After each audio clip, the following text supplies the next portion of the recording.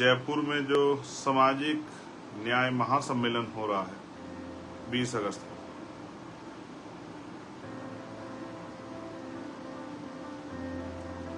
मैं अपनी बात की शुरुआत करते हुए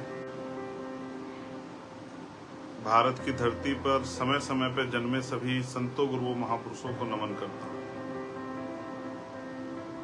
महामानव तथागत बुद्ध से लेके संत श्रोमणी सतगुरु रविदास जी, भगवान वाल्मीकि जी, गुरु नानक देव, संत कबीर, गुरु घासीदास, संत गाडगे जी महाराज, नारायणा गुरु, और जो समाज के अग्रदूत रहे सामाजिक परिवर्तन के आंदोलन के, जिनको राष्ट्रपिता कहा जाता है, लेकिन वो राष्ट्रपिता से भी बढ़कर है। राष्ट्रपिता ज्योतिबा फूले, मां सावित्रीबाई फूले, छत्रपति साहू जी महाराज, इनको मां आरक्षण का जनक मानते हैं। विश्व रत्न डॉक्टर बाबा साहब अम्बेडकर, संत तुकाराम जी, पेरियर रामास्वामी नायकर, प्यारेलाल यादव, बाबू जगदेव प्रसाद कुशवाहा, जननायक कपूरी ठाकुर, महामना राम स्वरूप वर्मा, बाबू शिवदयाल चौरसिया, संतराम बी.ए. प्रजापति जी, मां अवंतिका बाई लोधी, मां झलकारी बाई कोरी, मां फातिमा शेख, मां फूलन देवी, मान्यवर दीना भाना वाल्मीकि साहब, विजय सिंह पथिक जी, कोतवाल धन सिंह गुर्जर जी, सर छोटू राम जी, चौधरी चरण सिंह जी, और मेरे गुरु, मेरे आदर्श मान्यवर साहब श्री काशीराम जी को नमन करता हूं। आज का जो लाइव है उसमें 2-3 इशू, जिन्होंने 2-3 ऐसे विषय जिन्होंने मुझे बहुत ज्यादा परेशान किया, उन पे मुझे आपसे बात रखनी है। और स्पेशली मैं राजस्थान के साथियों से कहूंगा कि वो जुड़े, हमारे राजस्थान की इतनी लीडरशिप है, उनसे, हमारे एक राजस्थान के कार्यकर्ता से, जिनके कंधों पे 20 तारीख के लिए बहुत बड़ी जिम्मेदारी है। तो मैं अपनी बात की शुरुआत करता हूं एक ऐसी घटना जो कर्नाटक में घटी। भारत में जाति है, जाति व्यवस्था में ऊंच नीच है। पहले वर्ण थे, फिर जाति बनी, और जाति की जो असमानता है, उसका जो अन्याय है वो बहुत कठोर। कर्नाटक में एक जगह पड़ती है चित्रकूट। इसी चित्रकूट जिले के एक गांव में, जहां एक शेड्यूल कास्ट का बच्चा जो है, एक नौजवान, कहते हैं कि जोड़े ऊपर वाला बनाता है, ईश्वर के घर बनते हैं, भगवान बनाता है, इस तरह की बातें अक्सर कही जाती है। बड़े बड़े चिंतक विद्वान इस बात को कहते हैं। लेकिन उन्होंने आपस में प्रेम विवाह किया, और ये लड़की के परिवार को पसंद नहीं आया। उनके फादर जो हैं वो वाटर ऑपरेटर का काम करते थे। उन्होंने जातीय दम के कारण, क्योंकि जाति में ऊंच नीच है और यहाँ उच्च जाति भी है, पैदा होते ही बड़ा मजाक है ये कि पैदा होते ही कोई उच्च हो जाता है और पैदा होते ही कोई नीच हो जाता है।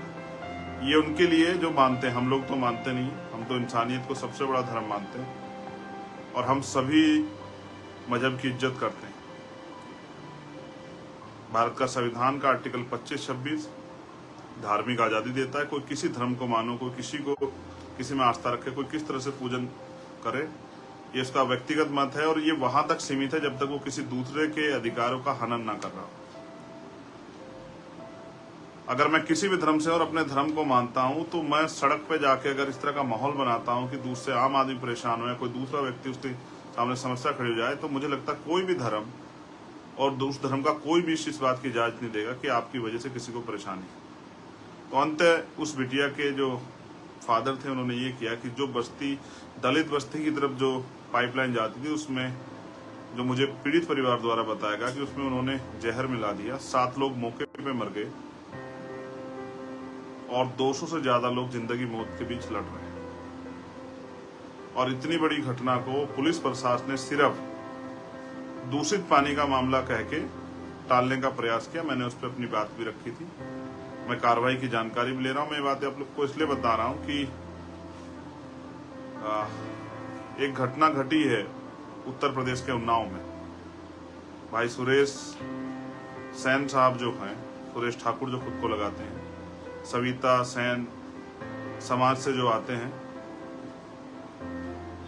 उनकी हत्या हुई है। उनको इतना पीटा गया, कुछ दिनों बाद उनकी जान चली गई। जब मैंने उन पर ट्वीट किया तो पुलिस ने, उन्नाव पुलिस ने मुझे टैग करते हुए ये बहुत बड़े बड़े उसमें लिखा, एक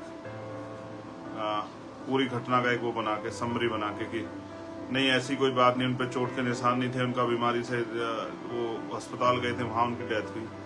तो किस तरह से पुलिस जो है मामले को दबाने का काम करती है सरकार के सारे पे। ये बात मैंने इसलिए आपको बताई कि सरकार के लोगों ने भी कहा और प्रशासन के लोगों ने कहा कि ये मामला दूषित पानी का था, तो उससे अन्य किसी बस्ती का कोई एक भी आदमी इफेक्टेड क्यों नहीं हुआ। ये मामला दूषित पानी का नहीं, ये दूषित सोच का मामला है। जो हीन भावना, जातीय दम, जातीय दमन, जातीय कुंठा, जाति व्यवस्था की वजह से बनी हुई है देश में, ये उसका मामला है। इसलिए हम लोग जो हैं जाति व्यवस्था के बहुत कठोर विरोधी,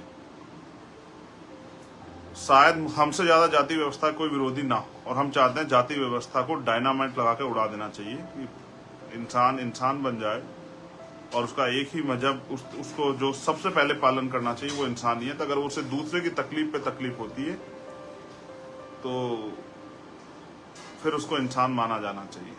बाकी उसको धर्म की आजादी, वो अपने धर्म को माने। एक घटना भिंड में घटी है जहां 4 लोग एक नौजवान को पीट रहे हैं, उससे जय श्री राम के नारे लगा रहे हैं, फिर वो उससे जातिगत नारे लगा रहे हैं। फिर वो कह रहे हैं कि भाई ये कहो कि तुम हमारे बाप हो, कुछ इस तरह की बात कह रहे हैं। उसकी वीडियो भी बन रही है बकायदा। वो एक सामाजिक संदेश है। उसका अपराध ये है, उस बच्चे से मेरी आज बात हुई, सुरेश जी की पत्नी से मेरी कल बात हुई थी, लेकिन उस बच्चे से आज मेरी बात हुई और उसने मुझे बताया कि उसने सिर्फ, उसका अपराध ये था कि उसने अपनी जो भी उसके पास व्हीकल था उस पर जाटव लिखवाया हुआ था। इस बात से नाराज होकर उन्होंने उसको पीटा और इस तरह के उसको अपशब्द कहे। मैं समझता हूं कि अगर श्री राम भी होते तो शायद वो ये ना कहते कि भाई इस तरह से मेरे लोगों द्वारा पीटो और इसके मेरे जिंदाबाद के नारे लगाओ।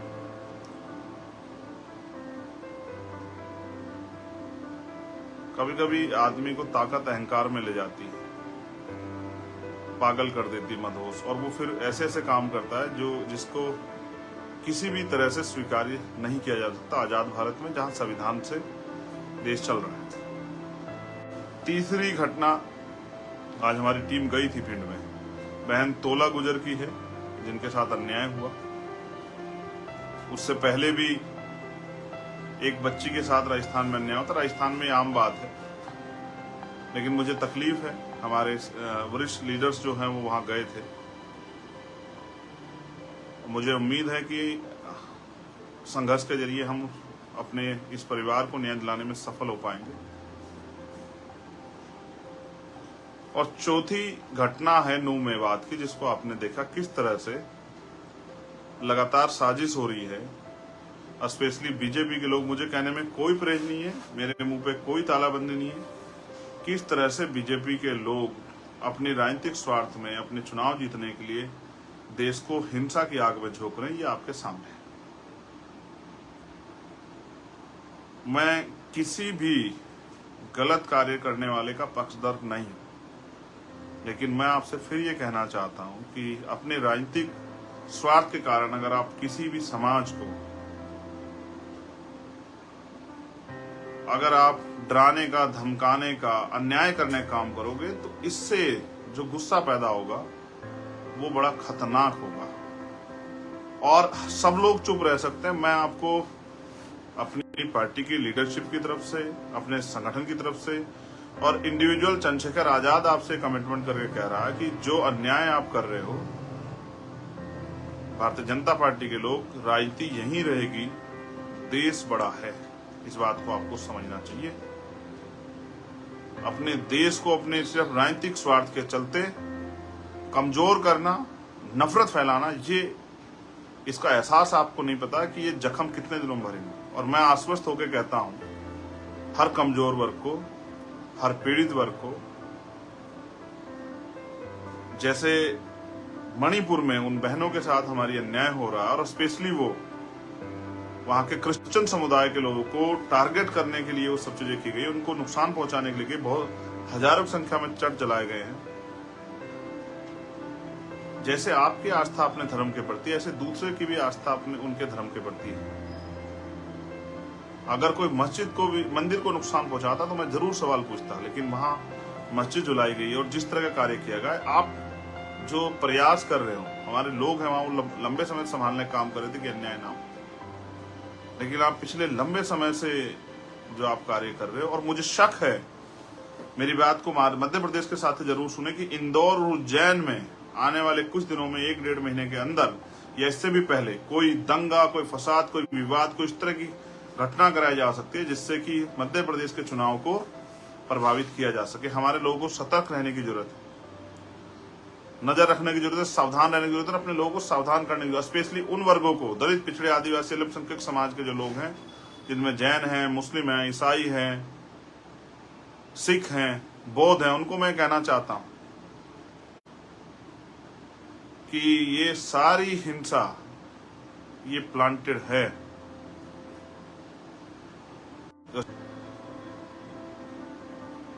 इसलिए मैं आपसे कहूंगा, स्पेशली इन बहुजन समाज के लोगों से, इन वंचित वर्ग के लोगों से, कि आप इस हिंसा से दूर रहना। इसलिए मेरी अपील है अपने नौजवान साथियों से, किसी भी तरीके से उनको अपने मकसद में कामयाब नहीं होने दें। और मैं पूरी ताकत से कह रहा हूं कि हम खड़े हैं हर कमजोर के साथ, जैन के साथ भी, बौद्ध के साथ भी, ईसाई के साथ भी, मुसलमान के साथ भी, सिख के साथ भी, हर उस बहन के साथ खड़े हैं, वो किसी भी धर्म की हो, जिसके साथ अन्याय होगा, वो किसी जाति की हो। हर उस व्यापारी पीड़ित के साथ खड़े हैं, किसान के साथ खड़े हैं, जिसको अन्याय की तरफ, जिसको लूटने, खसोटने, जिसको डराने धमकाने का प्रयास सरकार के लोग कर रहे हैं। और मैं आपसे फिर कह रहा हूं, जब जितना अन्याय बढ़ेगा, आप हमें मजबूर कर दोगे कि हम सड़कों पे आके अपने भाइयों के आगे खड़े हो जाएं, कि उन पर चलने वाली गोलियों का सामना हम लोग करें। और ये होगा। हम ज्यादा दिन तक आपको ये अन्याय करने की छूट नहीं दे सकते हैं।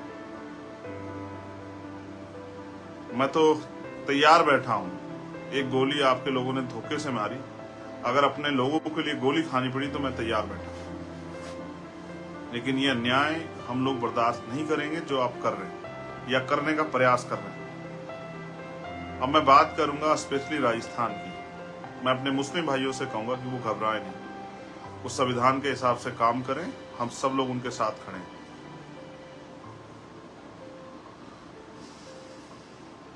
ये मुल्क हम सब का है, आप बिल्कुल परेशान हो। और आप जानते हैं, मैंने जिसका साथ देने का वादा किया है, पूरी ताकत से उस साथ को निभाया है।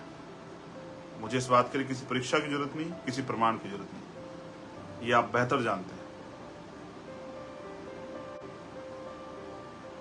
मैं बधाई दूंगा कश्मीर के अपने शेड्यूल ट्राइब के भाइयों, जिन्होंने वहां अपने हकों के लिए आंदोलन किया। जो साथी मुझसे मिलने आए थे, उनका भी धन्यवाद करता हूं। लेकिन मैं उनको ये भी चेतावनी देना चाहता हूं कि अभी वो लापरवाह ना हो, अभी आंदोलन खत्म नहीं हुआ है, अभी संघर्ष की पूर्ण रूप से जीत नहीं हुई। ऐसा ना हो कि आपके साथ धोखा हो जाए।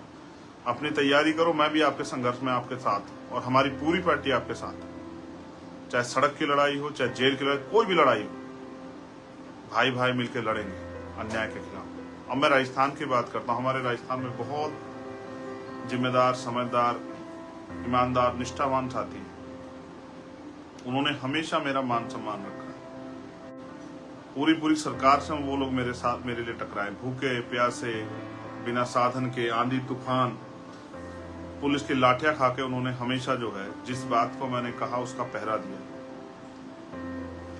हमेशा उन्होंने मेरी इज्जत रखी, हमेशा उन्होंने मुझे मजबूत बना के रखा। आज फिर उनके ऊपर कंधों पर जिम्मेदारी आ गई। स्पेशली हमारे जो लीडर्स लोग हैं, हमारे प्रदेश अध्यक्ष, हमारे भीम आर्मी के, आजाद समाज पार्टी के प्रभारी, हमारे प्रदेश कमेटी के लोग, हमारे मिशन 78 के लोग, हमारे स्टूडेंट फेडरेशन के लोग, हमारे किसान संगठन के लोग, उन सब की जिम्मेदारी है कि वो 20 तारीख के प्रोग्राम में ताकत लगाए। मैं आपको इसलिए लाइव करके कह रहा हूँ कि मेरे पास और कोई साधन नहीं आप तक पहुंचने का। ना मेरी खबर कोई टीवी में बहुत बड़े पैमाने पर दिखाएगा, न किसी अखबार में बहुत बड़े पैमाने पर छपेगी, ना उसके लिए बहुत बड़े प्रचार के साधन हैं। ये छोटे साधन ही नहीं, साधनों से मैं आपके बीच आ सकता हूँ। मैं बहुजन मीडिया के साथियों से कहूंगा कि वो अपने चैनल पे इस वीडियो को जरूर लगाएं, जिससे कि हमारे आंदोलन का प्रचार प्रसार हो सके। मैं जानता हूँ मेरे साथियों पे बहुत साधन नहीं है, लेकिन उनके अंदर संकल्प है, उनके अंदर हौसला है, उनके अंदर स्वाभिमान सम्मान है। वो अन्याय के खिलाफ लड़ने वाली सबसे मुखर आवाज है, और मैं जानता हूं कि उनको कोई मुसीबत, कोई परेशानी रोक नहीं सकती। ना दिल्ली रोक पाई और ना ही जयपुर रोक पाएगी 20 अगस्त को। मुझे नहीं पता वहां साथियों ने कैसे इंतजाम किए हैं, लेकिन मैं आपको बस याद दिलाना चाहता हूं, चाहे वो जितेंद्र मेघवाल का मामला हो, चाहे वो थाना गाजी का मामला हो, चाहे चूरू का मामला हो, चाहे जितेंद्र मेघवाल का मामला हो, चाहे ओम प्रकाश रैगर का मामला हो, चाहे और कोई मामला हो, चाहे कार्तिक भील का मामला हो, अब समय आ गया है इस अन्याय को जवाब देने का। अन्य पार्टियां भी, विपक्ष, प्रतिपक्ष, सब लोग आपकी तरफ देखेंगे कि आप कितनी बड़ी ताकत में जयपुर आते हैं। मैं फिर कह रहा हूं, मेरे पास बस भेजने को नहीं, मैं आपको टिकट नहीं भेज सकता हूं, मैं आपको कोई 4 पहिया गाड़ी नहीं करा सकता हूं, ना मेरे पास है। मेरे पास है तो मेरा संघर्ष या आपका संघर्ष। मुझे पता है कि आपको तकलीफ होगी, मैंने आपको दिल्ली में देखा भूखे पेट, लेकिन आप जानते हैं कि ये लड़ाई अन्याय अत्याचार के खिलाफ है। ये मिशन है बहुजन समाज को उसके पैरों पर खड़ा करने का। और मैं अपने साथियों को इशारे में यही कहूंगा कि किसी की बात का बुरा मत मानो। जब आप मिशन में काम करते हैं तो आपका कोई सम्मान अपमान नहीं। तो साहब काशीराम ये कहा करते थे कि जिस समाज के लिए संघर्ष करने के लिए आप जा रहे हो, वो समाज बड़ा समझदार नहीं है।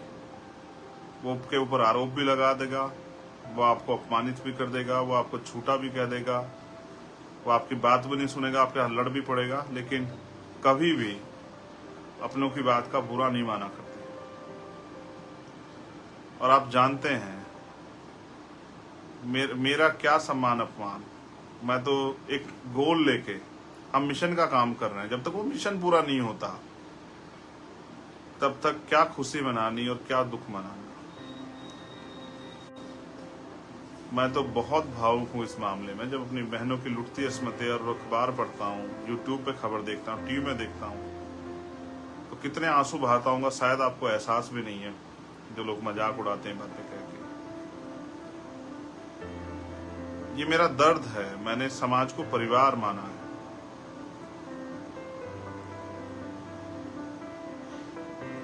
मेरा समाज से कोई स्वार्थ नहीं है, ये हमारे लोग जानते हैं। मैं तो साहब काशीराम की जो रुकी हुई मूवमेंट है, जो मूवमेंट पीछे जा रही है, मैं तो उसको कोशिश कर रहा हूं अपने साथियों के साथ कि उसको खींच के वापस। मैं किसी को बुरा नहीं कह सकता हूं, मुझे कोई अधिकार नहीं बुरा कहने का। मैंने ऐसा कुछ किया ही नहीं कि मैं किसी को बुरा कहूं, और मैं बुरा कहने के लिए काम ही नहीं कर रहा हूं। किसी के ऊपर आरोप लगाना, आलोचना करना मेरा काम है ही नहीं। मैं आपको भी कह रहा हूं कि बहुजन समाज की ज्यादा एनर्जी तो इसी काम में लग जाती है, इसी काम में, चाहे वो अधिकारी कर्मचारी हो, चाहे वो सामाजिक कार्यकर्ता हो, चाहे राजनीतिक कार्यकर्ता हो, चाहे आम आदमी हो, कि उसको कास्ट एट्रोसिटी सहनी पड़ती है। आज भी हमारे बच्चे यूनिवर्सिटियों में, कॉलेजों में सुसाइड करते हैं, आज भी उनके साथ जातिगत उत्पीड़न होता है, आज भी हमारे टीचर्स के साथ जातिगत उत्पीड़न होता है, आज भी उनके साथ अन्याय होता है। अभी आज पटियाला के लोग मेरे पास आए, FCI के, उन्होंने जो मुझे बताया कि किस तरह से 50 साल से ऊपर, अभी पार्लियामेंट में खड़े होकर कहा मंत्री जी ने कि 60 साल से नीचे किसी व्यक्ति को नहीं निकालेंगे, लेकिन निकाल दिए FCI के बहुत सारे लोग। और FCI के लोगों की ये गलती है कि जब जम्मू में निकाले गए उसके बाद वो चुप रहे, जब पटियाला तक आंच चली आई, संगरूर तक, तब उनको एहसास हुआ। ये वो पीरियड है कि जिस तरह से वो जो मुर्गे को बेचने वाला होता है, वो मुर्गा जब एक मुर्गे को काटने को निकालता है तो बाकी मुर्गे दाना चुगते रहते हैं। मैंने आज उनको कहा डांटते हुए कि आपको पहले दिन अन्याय के खिलाफ आवाज उठानी चाहिए थी। और मैं हमेशा समझाता हूँ कि आप ये सोच के चुप हैं कि मेरे प्रदेश में नहीं हुआ, या मेरे जिले में नहीं हुआ, मेरे जोन में नहीं हुआ, मेरे तहसील में नहीं हुआ, मेरी विधानसभा मेरे गांव में नहीं हुआ, तो आप इंतजार कर रहे हैं अपनी बारी का। मैं उनको भी आश्वस्त करूं, लड़ाई लड़ूंगा। लेकिन आप देख रहे हैं किस तरह से हमारे लोगों के प्रमोशन रोके जा रहे हैं, किस तरह से हिंदू कॉलेज में प्रोफेसर रतन लाल जी के साथ जो अन्याय हो रहा है। हमारी भीम आर्मी स्टूडेंट फेडरेशन की टीम का मैं धन्यवाद देता हूं कि लगातार उनके साथ खड़ी है और वो प्रोटेस्ट भी कर रही है। मैं अपने साथियों को मजबूती से प्रोटेस्ट करना, जिन यूनिवर्सिटी में, जिन कॉलेज में हमारे बच्चों के साथ अन्याय हो, हमारी भाइयों बहनों के साथ अन्याय हो, हम पढ़ने जाते, मरने नहीं जाते, उन कॉलेज यूनिवर्सिटियों का इतना बड़े पैमाने पर घिराव करो कि वहां बैठे गैर बराबरी की सोच रखने वाले अध्यापकों के, एडमिनिस्ट्रेशन के पांव कांप जाएं। और ये हम करके भी दिखाएंगे। लेकिन स्पेशली अभी मैं अनुरोध करूंगा राजस्थान के साथियों से, हमारे भीम आर्मी के साथियों से, हमारे आजाद समाज पार्टी के साथियों से, हमारे स्टूडेंट फेडरेशन के साथियों से, मिशन 78 के साथियों से, और भी जो हमारे संगठन है, किसान साथी, उन सबसे अपील करूंगा कि आपने 5 साल जो संघर्ष किया, 6 साल लाठियां खाई। ये जयपुर ही है जिसमें मैं जेल गया था 4 दिन के लिए, आपको याद होगा, सीएचए के भाइयों के लिए। अगर इस बार हम लोग अपनी ताकत नहीं बना पाए तो हमारे अधिकारी कर्मचारी को भी, हमारे सामान्य आदमी को भी जो 5 साल अन्याय सहना पड़ा, कहीं ना कहीं उसके जिम्मेदार हम होंगे। समाज का सम्मान हमारा समाज, समाज का सम्मान और समाज का अपमान हमारा अपमान। हम समाज से बड़े नहीं हैं। हमें समाज के सम्मान की परवाह करनी चाहिए। अपनी एनर्जी को इधर उधर किसी काम में नहीं लगाना चाहिए। आपको अपनी पूरी एनर्जी अपने आंदोलन को, अपने मिशन को, जो महापुरुषों का सपना पूरा करने का मिशन है, उसको किस तरह से कामयाब करें, इसमें लगाना चाहिए। मैं बस आपसे अपील कर रहा हूँ, एक बार फिर कोशिश करूंगा आपके बीच आने की। 20 तारीख से पहले मैं आपसे अपील कर रहा हूँ मेरे राजस्थान के साथियों से। यही प्रचार का साधन है और ना खाना है ना और कोई साधन है आपको देने के लिए। लेकिन 20 अगस्त को जयपुर में आपका इंतजार करूंगा।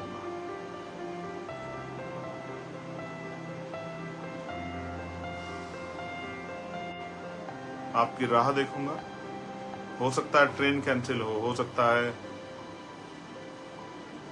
आपको डराया जाए, धमकाया जाए, हो सकता है आपको प्रलोभन दिया जाए, हो सकता है और कुछ चीजें आपके सामने रखी जाए, मगर मैं बस आपसे यही कहूंगा, स्वाभिमान सम्मान की लड़ाई में न्योते नहीं भेजे जाते। मैं आपका भाई चंद्रशेखर आजाद 20 तारीख को जयपुर में 20 अगस्त को आपका इंतजार करूंगा, ये बताने के लिए कि पिछले 5 साल में जो अन्याय, अत्याचार, जुल्म, जाति, नफरत, हिस्सेदारी में लूट, अधिकारों पे कुठाराघात, जो भी हुआ है उसका जवाब देने के लिए 20 तारीख को हम लोग जयपुर आ रहे हैं। और मैंने हर सामाजिक न्याय सम्मेलन में आपसे कहा कि आपको आना है। और ये घटनाओं का जिक्र मैंने आपसे इसलिए किया, मैं तो राजस्थान की बहुत सारी घटनाएं आप जानते हैं ना, कैसे 4-4 बार मुझे लौटाया गया।